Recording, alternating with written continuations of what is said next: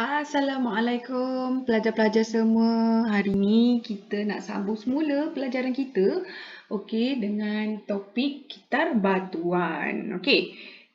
So kitar batuan ni sebenarnya berasal daripada lapisan bumi kita. Kalau anda masih ingat, lapisan bumi kita ni terbahagi kepada 4, betul tak? Di sini kita ada lapisan apa ni? Teras dalam. Kita ada teras luar dan kita ada lapisan mantel dan seterusnya kita ada lapisan kerak bumi. So apa kaitan kitar batuan dengan lapisan bumi ni, cikgu? Sebenarnya ada kaitannya. So antara keempat-empat lapisan ni, lapisan bumi yang memainkan peranan utama yang menyebabkan terjadinya batuan kita tadi tu, adalah mantel. So lapisan mantel akan memainkan peranan penting dalam menghasilkan batu-batu kita. Masih ingat ada berapa jenis batu? Kita ada 3 jenis batu. Batu igneous, batu sedimen dan juga batu metamorphic. Kita tengok bagaimana lapisan mantel ni memainkan peranan untuk menghasilkan batu. Sebenarnya dalam lapisan mantel ni, mantel bumi kita tu, akan adanya magma. So magma ni adalah cairan,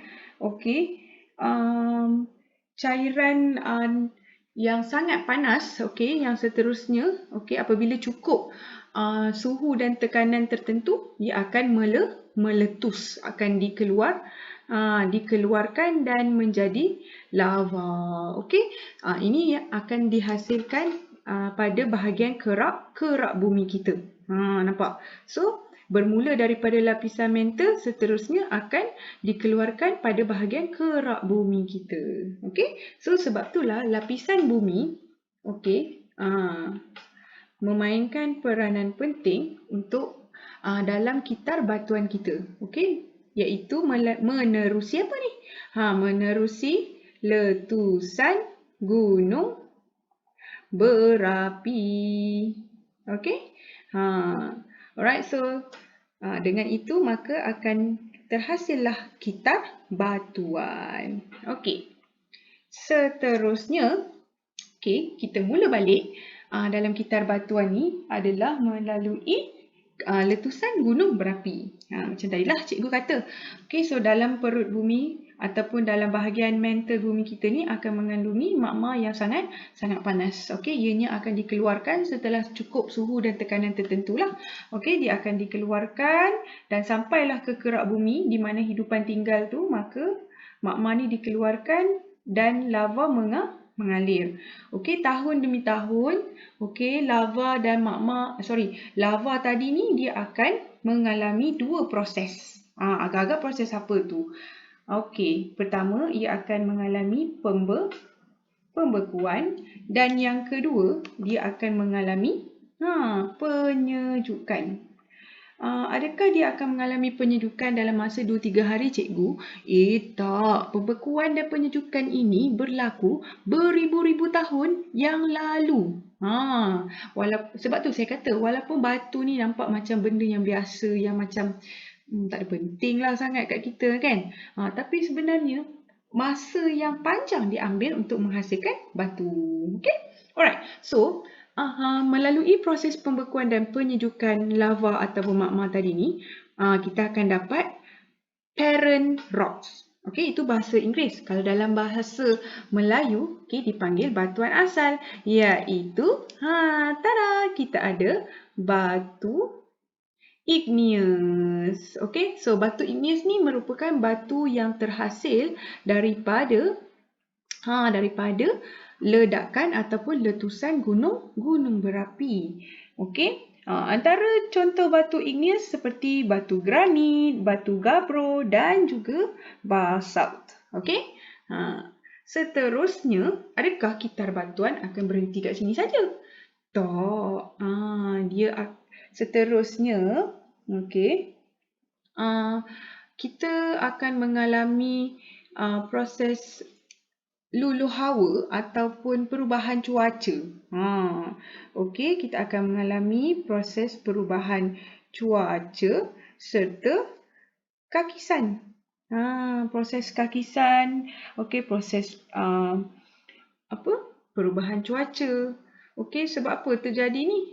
Sebab perubahan masa. Adakah kalau masa tak berubah, makanya perubahan cuaca serta proses kakisan tadi tak akan berlaku. Dengan itu, apabila terjadinya proses kakisan dan perubahan cuaca ni, kita akan dapat apa benda ni? Gambar apa ni, kelas? Kita akan dapat sedimen.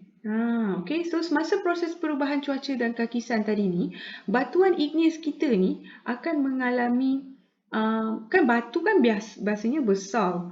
Okey, dalam bentuk pepejal yang kata besar lah kan. Okey, bila mengalami perubahan cuaca dan kakisan tadi ni, ia akan berubah menjadi butiran halus. Butiran halus ni lah yang kita panggil sedimen. Okey, so butiran halus ataupun sedimen tadi ni seterusnya akan mengalami proses pemendapan dan juga pemampatan. Dia akan mengalami proses kejap cikgu tukar color lah. Senang sikit kan? Dia akan mengalami proses pemampatan dan juga pemendakan. Okey, kalau macam tak boleh imagine lah pemendakan tu apa cikgu. Bayangkan kita ambil air lumpur tu, kita letakkan dalam gelas, setelah beberapa lama lumpur tu akan turun ke bawah dan air akan terapung ke atas. Itu pemendakan lah. Dan terjadi juga pada bahagian sedimen kita ini, yang mana batu yang telah mengalami luluh hawa serta proses kakisan tadi. So dia akan mengalami pemampatan dan pemendakan bertahun-tahun juga. Bukanlah sehari dua proses ni, dan seterusnya terhasillah batu apa ni? Kita akan dapat batuan sedimen. Okey, so yang mana butiran halus tadi tu yang kita panggil sedimen tu akan mengeras. Okey, dan maka terhasillah batuan sedimen. Okay, so contoh batuan sedimen ni seperti batu pasir ataupun batu konglomerat. Wow, cikgu namanya hebat. Okay, batuan konglomerat ni adalah batuan yang mempunyai rongga. Okay, alright. Seterusnya, dalam proses kitaran batuan ni juga, okay, akan terhasilnya perubahan. Anda masih ingat tak perkataan metamorfosis? Okay, so metamorfosis ni anda boleh bayangkan seperti perubahan ulat beluncas menjadi rama-rama. So batu pun macam tu juga. So di mana, okay, kalau kita tengok batuan igneous ni boleh berubah menjadi batuan metamorfik. Okay, batuan metamorfik. Okay, batuan metamorfik. Okay, batuan metamorfik ni terjadi melalui dua syarat yang utama. Okay, di mana batuan tu mestilah mengalami suhu yang Allah. Kenapa dia jadi macam ni? Okay, kita tukar balik. Kan? Tukar balik. Alright.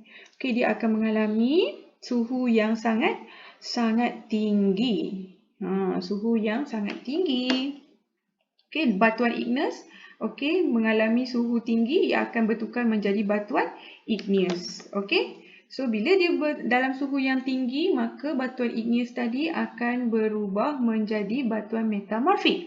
Selain daripada itu, batuan sedimen pun boleh kita tukarkan menjadi batuan metamorfik melalui apa kelas? Tekanan tinggi. Okey, melalui tekanan tinggi. So batuan sedimen boleh kita tukarkan menjadi batuan metamorfik sekiranya ianya mengalami tekanan tinggi. Yalah, bila kita mampatan demi mampatan dan akhirnya tekanan tinggi terhasil, wow, kita dapatlah batuan metamorfik. Okey? Alright. So adakah kitar ini akan terhenti setakat ini? Tidak. Okey. So batuan metamorfik ni okey, akan sentiasa mengalami perubahan-perubahan, okey, seperti berlakunya proses peleburan, okey, adanya haba dan juga tekanan yang tinggi dan perubahan cuaca. Okey, so perubahan cuaca dan juga kakisan ni juga akan mengulang semula proses tadi tu. Batuan metamorfik akan menjadi sedimen, okey, disebabkan adanya perubahan cuaca. Okey, perubahan cuaca dan proses kakisan tadi tu. Okey, dia akan bertukar menjadi butiran halus iaitu sedimen. Seterusnya akan mengalami pemampatan dan jika ada tekanan yang tinggi, maka terhasillah batuan metamorfik. So, kitar tu akan sentiasa berlaku. Dan adakah batuan metamorfik ni akan kekal menjadi batuan metamorfik je, cikgu? Tak. Batuan metamorfik ni juga, okey, juga akan mengalami proses peleburan. Okey, dia akan mengalami proses peleburan. Batuan metamorfik akan melebur, seterusnya akan membentuklah magma di dalam mantel lapisan bumi kita tadi tu. Dan kitar ni akan sentiasa terjadi. Okey, so kita nomborkan dia. Yang pertama berasal daripada letusan gunung berapi. Okey, kemudian mengalami proses pembekuan dan penyejukan, maka kita dapat batuan igneous. Okey, seterusnya akan menjadi sedimen. Sebabnya apa? Perubahan cuaca dan juga kakisan. Kemudian butiran halus tadi tu akan mengalami proses pemampatan serta pemendakan. Okey, dalam mengambil masa yang sangat lama. Seterusnya kita akan dapat batuan sedimen, dan batuan sedimen ni pula jika ada tekanan yang tinggi, maka ia akan menjadi batuan metamorfik. Sama juga dengan batuan igneous tadi tu, dalam suhu yang sangat tinggi, maka ia akan menjadi batuan metamorfik. So, batuan metamorfik ni pula, adakah dia akan kekal di situ saja? Sama ada ia akan mengalami perubahan cuaca dan bertukar menjadi sedimen, atau ia akan melebur dan bertukar kembali menjadi magma. Okey, sehingga itu sahaja tentang kitar batuan. Assalamualaikum. Terima kasih.